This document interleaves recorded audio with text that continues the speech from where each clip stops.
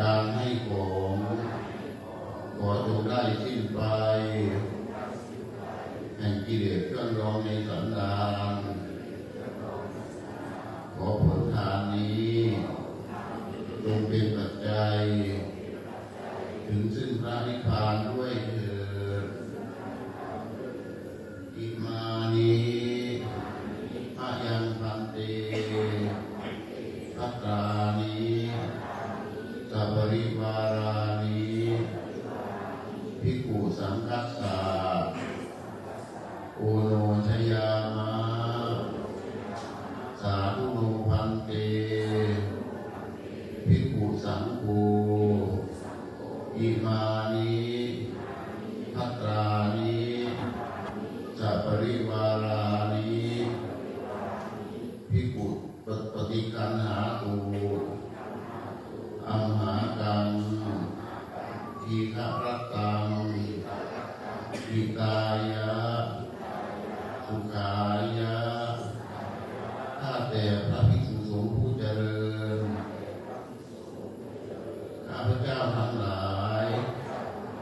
ขอน้อมถวายซึ่งภัตตาหารกับทั้งเครื่องบริวารทั้งหลายเหล่านี้แด่พระภิกษุสงฆ์ขอพระสงฆ์จงรับซึ่งภัตตาหารกับทั้งบริวารทั้งหลายเหล่านี้ของพวกข้าพเจ้าทั้งหลายเพื่อประโยชน์และความสุขแก่ข้าพเจ้าทั้งหลายตลอดกาลนานเถิดสาธุอิทังเมธานังมาตาปิตุอาทีนังญาตกานังกาลตตานังสังวัตตุไมหังมาตาปิตาทโยอิมัสสะทานัสสะปัตติงละพันตุมะมะเยตัสสะอันว่าผลทานของข้าพเจ้าทั้งหลายนี้ขอจงเป็นไปเพื่อญาติทั้งหลายอิมารดาบิดาปู่ย่าตายายบุตรภรรยาสามีและสรรพสัตว์ทั้งหลายเป็นต้นที่ละโลกนี้ไปแล้วยังปรโลกเบื้องหน้าขอจงได้รับส่วนบุญแห่งทานนี้และได้อนุโมทนาในส่วนแห่งบุญของข้าพเจ้าทั้งหลายด้วยเถิดสาธุ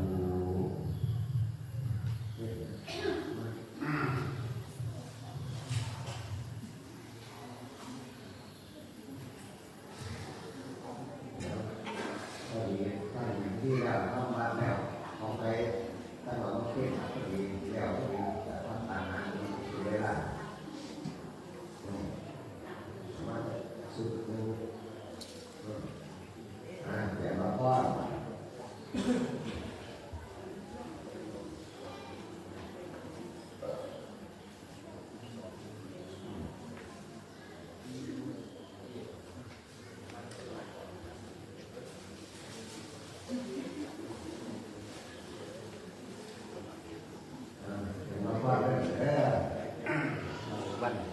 สำคัญในทางศาสนาในเราร่างกายสาธารณชาติที่ให้เป็นแบบสองหนก็เลยบ่ตรงตามที่ได้ทุกปีเลยปกติเขาก็ทำมาแล้ววันปีหนแบบสองหนคือเป็นสมมติการนับที่ได้มาเฮ็ดนั่นเฮ็ดนี่นะเฮ็ดริ้วกดน้อย20-30ก็อันเลยขนาดถ้ามันเอาวัดอันนาไปเรื่อยเงาไปเรื่อยอันนี้คือการ สะสมไว้ปีเดือนแบบเดียวกันบางปีก็มี29 มื้อบางปีก็มี28 มื้อเลยนะครับรวมกันไปแล้วมันห่างไปมันก็เรียกรวมเป็นเหมือนมันก็เรียกว่าเป็นเอาเดือนแบบที่2ท่านบริษัทตายไปหลายคนมันตรงต้องตามฤดูกาลเรียกว่าเป็น82 หนแต่82 หนคือ82 เดือนนะทำไมโบราณเนาะมันอายุประมาณปลายปีแล้วนี่เป็นแรกที่ห่วงจริงนี่แรกที่ห่วงเพื่อนยังไงหลายอย่างที่แบบช่วยไปเป็นสัตว์เป็นสภาพอากาศเป็นการสมมุติแต่ว่าโมเมนต์สมมุติคือปัจจุบันนี่แหละสมมุติแต่ละพวกที่ให้สมมุติอยู่การเข้าบริสมมุติของจริงแล้วมันมีลมหายใจมาเท่าเดียวนี่อายุตามของใครของมันแล้วผู้ว่าอยู่ในกระเพาะที่ตัวทุกเดือนอะไรบ่ไม่ได้น้อยแล้วเมื่อคืนเลิกแล้วเวลาสลบทั้งไปเห็นเลยคือพอยังไงแล้วก็เลยตายพี่น้องอยากพี่น้องตายมันก็เลยพ้นจากผู้บาดจากตาย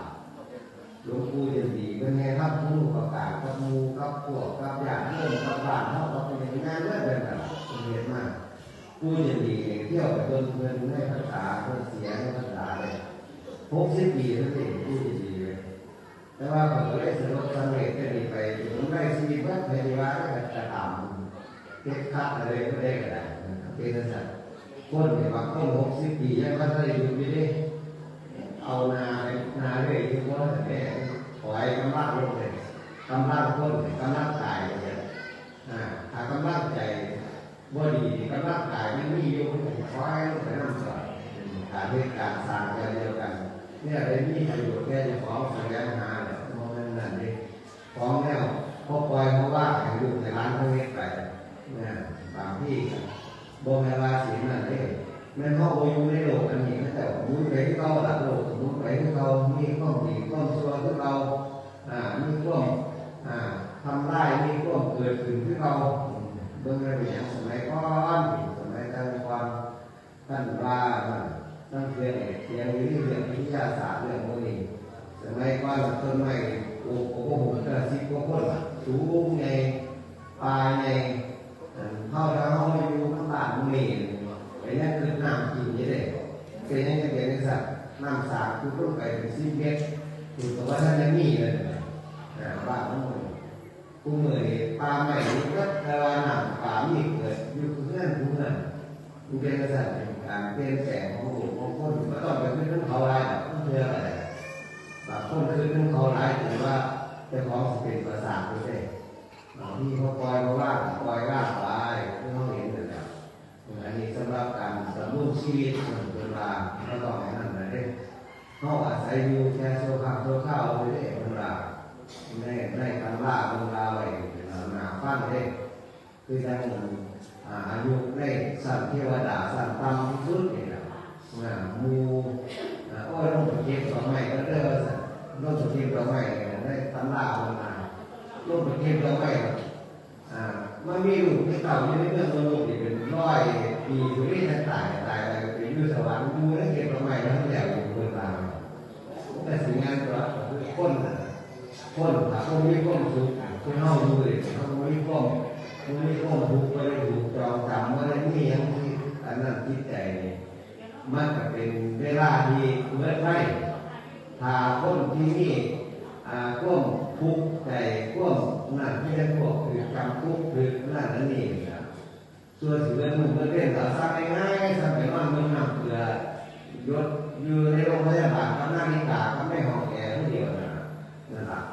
ส่วนสิ่งอื่นส่วนที่ทำเนี่ยอันนั้นก็เวลาเดียวกันมีเวลาทำเยอะแต่ความคิดมีจิตใจความทุกข์ความยากความลำบากที่ในใจในกายมันคือกันมันเป็นลักษณะเพราะฉะนั้นเมื่อนี้เขาก็มาทำหน้าที่ของชาวพุทธมันมีหน้าที่เรื่องของมันเศร้านั่นคือเรื่องแต่ละคนมีหน้าที่เบิดคือเราพอผู้ใดเนี่ยมีหน้าที่นั่นเพื่อกับไปจนโดนหน้าที่มันขาดว่าได้บางที่ก็เป็นหัวหน้าเพิ่นบางที่ก็เป็นลูกน้องเพิ่นมันได้หมดทุกเรื่องหน้าที่เลยการเข้าคือกันบ่แม่นว่าหน้าที่ของนั่นสิหน้าที่ของ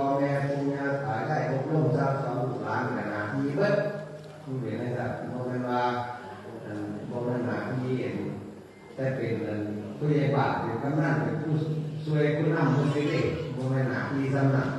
หน้าที่ของเราแต่ละคนตัวสิตายตัวสิมีการโลกก็นี้ไปได้โอ้บ่แม่นธรรมดารับผิดรับชอบเพิ่นน่ะมีแต่รับผิดนะท่านบ่ได้นั่นที่ยังลูกหลานนี่น่ะแซวๆนี่ล่ะเฮาบ่ถือแล้วบ่อบรมประชาสอนบ่ให้ควบคุมบ่ให้ควบนั่นแล้วมันบอกยากครับท่านบอกยากครับเกิดมาเป็นคนไปก็ไปอยู่ในสังคมก็อยู่นำเขาเนี่ยบ่มีความมีมารยาททางสังคมเพราะว่าสิเป็นอีหยังก็เกิดเป็นคนมากมันต้องได้รับการอบรมเพียงถูกฝัง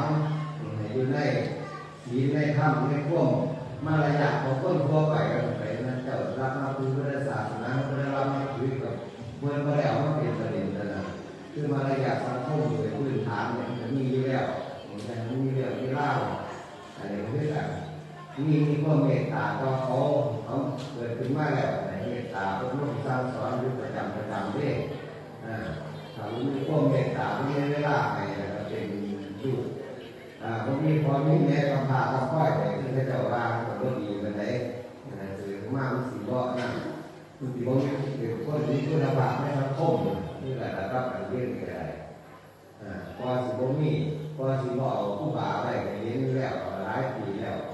โอ้ไปมันก็หาที่มือเก่าเลยครับขึ้นมาให้มันถามมาที่3 ทุ่ม 4 ทุ่มเลยตัดเลยเอาหม้อให้เขาตู้ไว้พงไปทุกคนมีเวลานี่ผู้บ่าซอยกันพบร่วมสร้างสอนฝึกปรือยังไงเฉพาะอันนี้เลยอันห้องเท่ากันเขาจะได้บ้านมาเป็นที่เขตเขาเบิ้งดูตามการกราบการไหว้การนั่งเมื่อไหร่เพื่อนแต่มันมีเมตตาต่อกันเมื่อไหร่มีควบลำบากในสังคมทุกอย่างเลยอันนี้เฉพาะทั่วไปเฉพาะมื้อนี้ที่ของเศร้าพุทธพุทธศาสนิกชนเราก็มาปฏิบัติตามที่มันพาเหตุมากมีการระลึกถึงผู้เพิ่นนั่นไปแล้วผู้เพิ่นได้เจ้าแม่เสด็จปรินิพพานไปนั่นแล้วสุภาพวางแรกทำวัดสวดมนต์ที่ได้เป็นสมาธิในการเป็นดำรงชีพดำรงนั่นที่ได้ยิ่งได้ภาพกันไปภาพเพี้ยนต้องขวายขึ้นมาแน่ๆมือแรกเริ่มตั้งแต่เวลา6 โมงตัวดูตรงนี้ก็มากละยังอะไรทุ่มเพิ่มไปทำวัดได้ดีช่วยถึงทำวัดสวนมุ่งแล้วช่วยถึงเพี้ยนเป็นเด็กทางคนตกน้องเป็นกษัตริย์คนหนึ่งวัดอาสาหะบูชาประจำปี2562นี่พ่อแม่พี่น้องลูกหลานทุกคนมีความสุขคนเรื่องในศาสนาในใจในธรรมะพระพุทธเจ้าที่มันเขาได้ยินได้ฟังปฏิบัติตามคำล่าตามคำท้าเพื่อให้มากกันก็รับก็ได้รับก็คือที่ซื้อคุณหานั่นอยากที่พี่น้องเขาเพื่อให้ที่มันมาได้มีโอกาสเรื่องเล็กน้อยจะเสียแล้วได้มีโอกาสนั่งแต่ฟังเพื่อสวดมนต์ให้ทำยังไงบ้างไปดูไปที่ดูหลายมาบ้านแหลมตั้งแต่ก้อนเด้อยะถาวริวหาปุราปริปุเรนติสาคารังเอวเมวะอิโตทินังเปตานังอุปกัปปติอิชิตังปฏิตังตุมหังคิปะเมวะสมิสตุสัพเพปุเรนตุสังฆปาจันโทปนะระโสยะถามณิโสติระโสยะถาเกติโยวิวัชชันตุสัพพะโรโควินัสตุมาเตภวัตวันตรายโยสุขีทีขา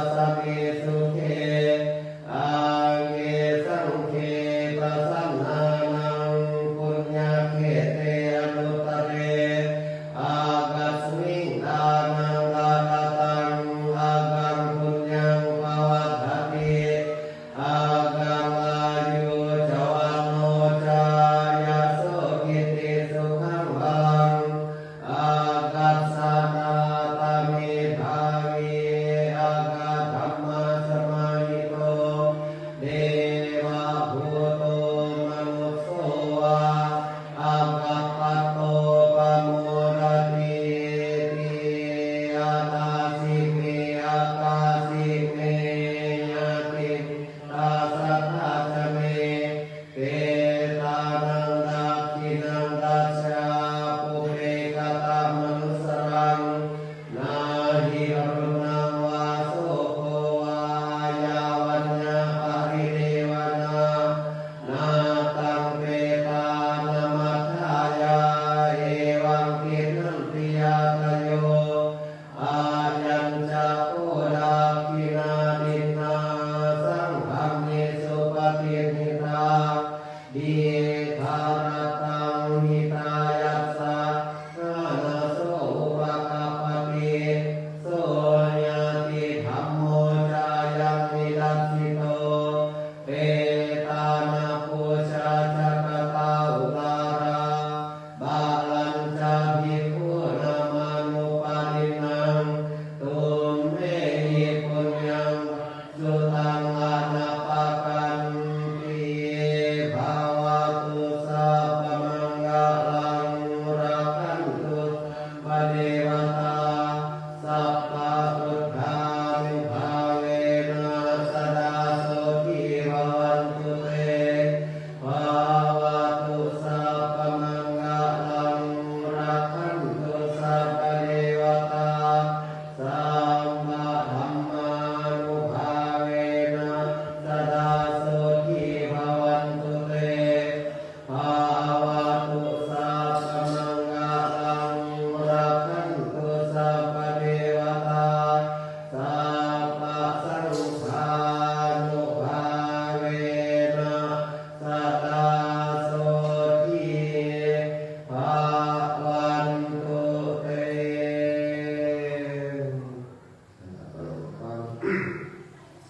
นะโมตัสสะภะคะวะโตอะระหะโตสัมมาสัมพุทธัสสะนะโมตัสสะภะคะวะโตอะระหะโตสัมมาสัมพุทธัสสะนะโมตัสสะภะคะวะโตอะระหะโตสัมมาสัมพุทธัสสะ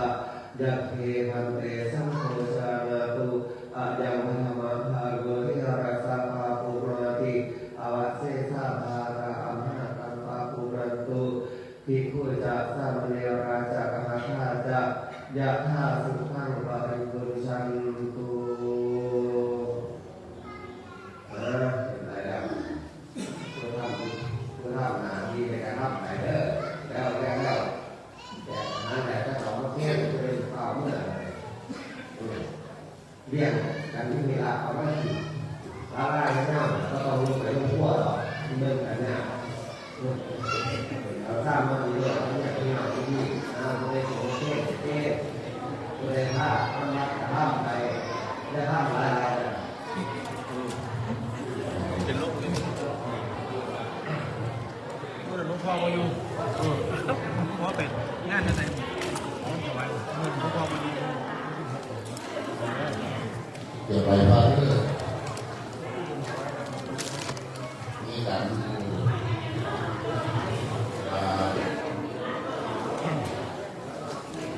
ข้าไว้ใส่ของข้าไว้เราก็ทำได้ในข้าเนี่ยทำให้แกมันตรง Hãy subscribe cho kênh Ghiền Mì Gõ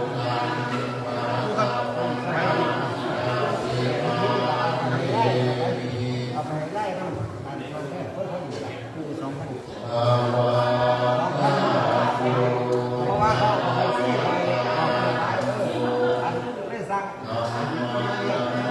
lỡ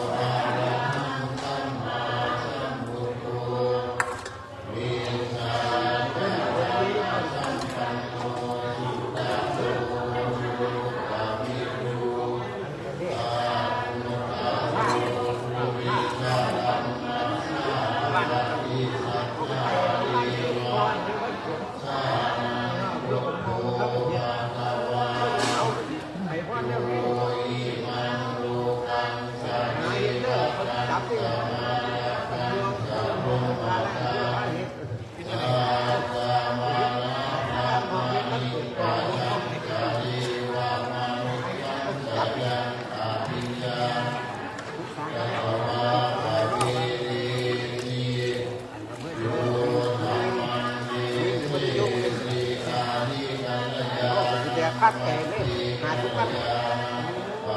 วันวัน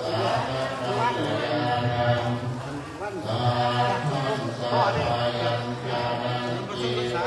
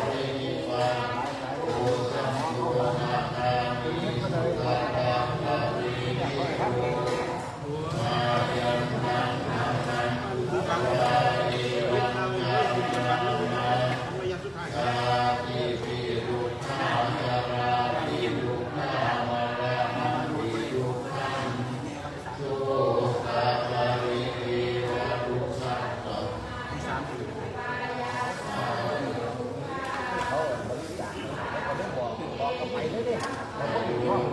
ตุโควิเยหิภิกขโยตุโคยัมปิทังนาลาปาติตัมปิยุขัง ปกติเราก็ไม่ก็ไม่แล้ว ยะทิตังโอภูมาตามะคันโทเอตะโมปายามะคันโท ไว้แต่ว่า ปัญโมปายามะคันโทสังฆารูปายามะคันโทวิญญาณูปายามะคันโทเอสังปริญญาณา เอาไว้กับเขา ธารามานุโสภะคะวังเอวังมังคังสาวะเอวิเนติ เรื่อยๆบอก เอวังธรรมะธรรมะภะคะวะโตสาวะเอตุขัง อะไร วาหุราภวัตตานิรูปังอนิจจังเวทนาอนิจจาสัญญาอนิจจา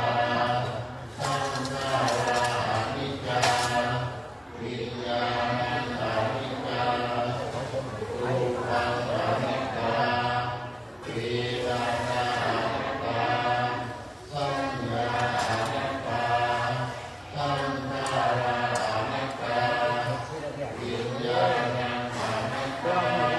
สัพเพสังขาราสัพเพสังขาราติเวทยังโอตินังมหานิยาจารานิมาโสเกหิปาริเรหิทุเกหิโยมาปายาเสหิโอโคตินานุสาวาริสาอาเปวะนามิมัสสะเปวะมัสสะทันทัสสะทัสสะกิริยาปัญญายนาติอิระภาวิเมปุตัมปิตังมาดาวันตังสารนังคัปปาธัมมัสสะวิปุสังฆังจะปัจจะปะทะวะโต ชาสมัญญาตาปฏิยัตถาวังมรติกโรนะอานุปฏิปัฏฐานะสาสานุปฏิปัตติอิมัสสะเทวะรัสสะดุขะธัมมัสสะกิริยาอุ อาหุสังรัตตะวินิมมิตัสสะวุธันตังรีเนนะรังมุติตะโพระกะเทสมารังอานาติธัมมวินิหาหิตวามุนิโตตันเตจัสสะภะวะตุเมชัยมันตทานิมาราติเรกามาบิวติตานาปรติโอ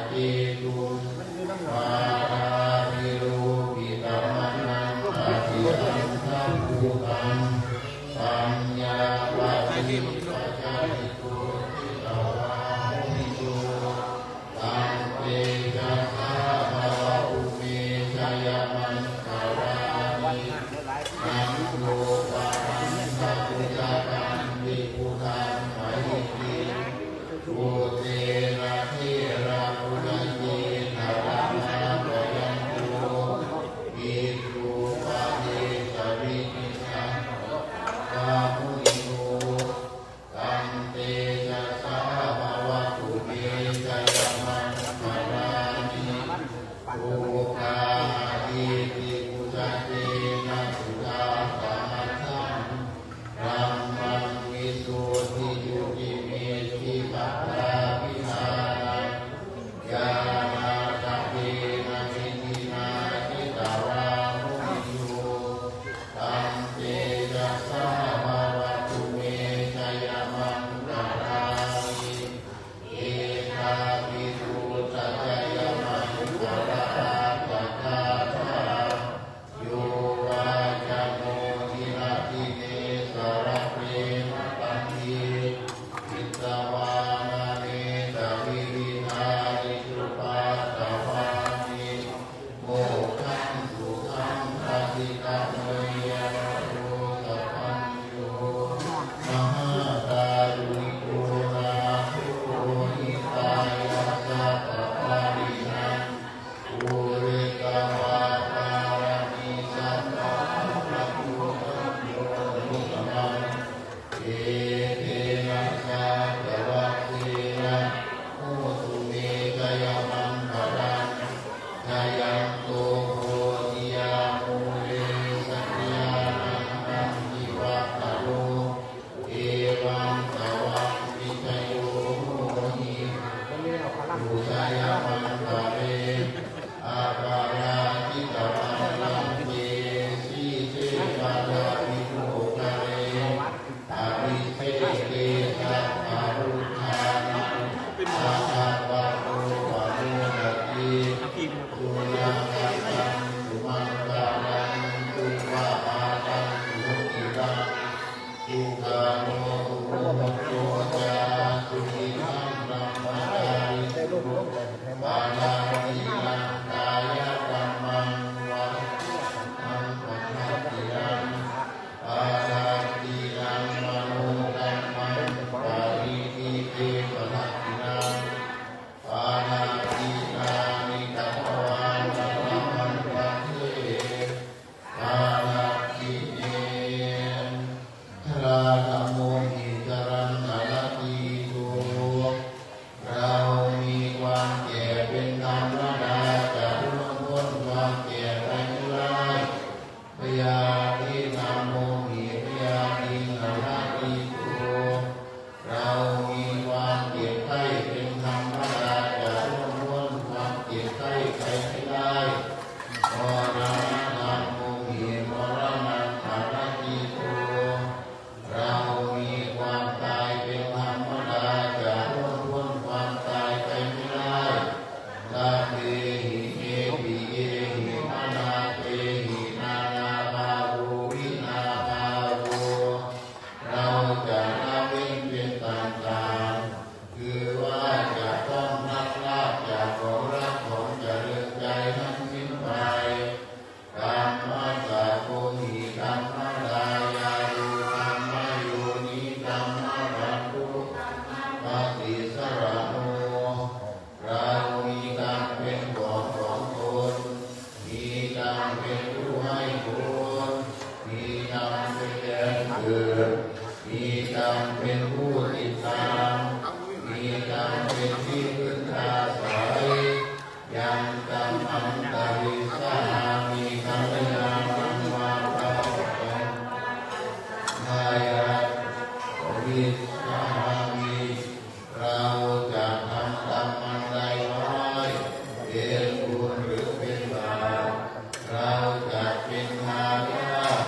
หรือว่าจะต้องได้รับผลของกรรมนั้นสืบไปเอวังอัมเหหิอภินันปัจจเวทิตปังเราได้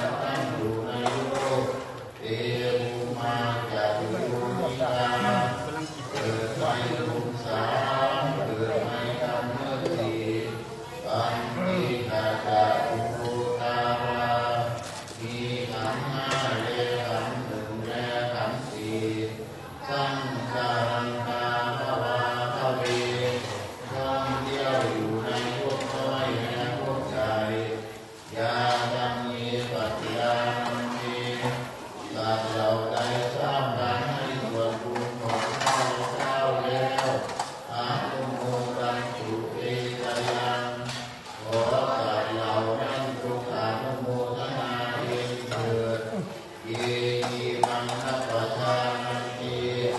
ก็สัตว์เราใดย่อมไม่ทราบการให้ส่วนบุญของข้าพเจ้านี้เทวาเทสัมมิเวกายุขอเรียกทั้งหลายผู้แจ้งแก่กับเรานั้น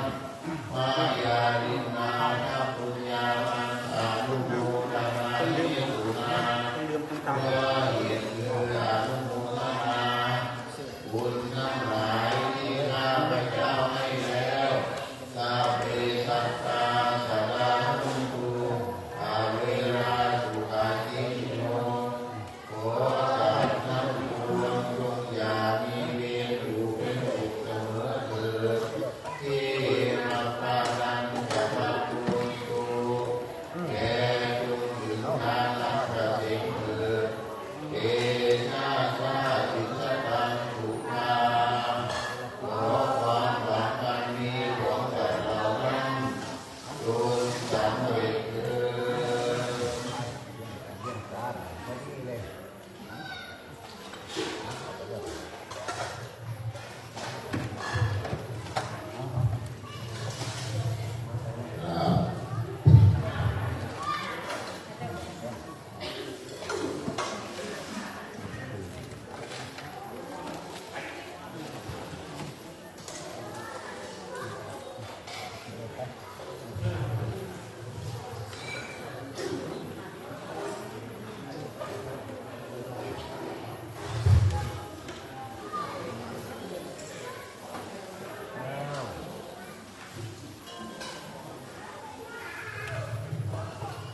เริ่มอาหารเริ่มอาหารมีอะไรทุกๆรอบกันอีนี่ก็ต้องกลับไปกับตาผู้พี่น้องผู้อื่นก็ต้องกลับไปกับตาเด้อ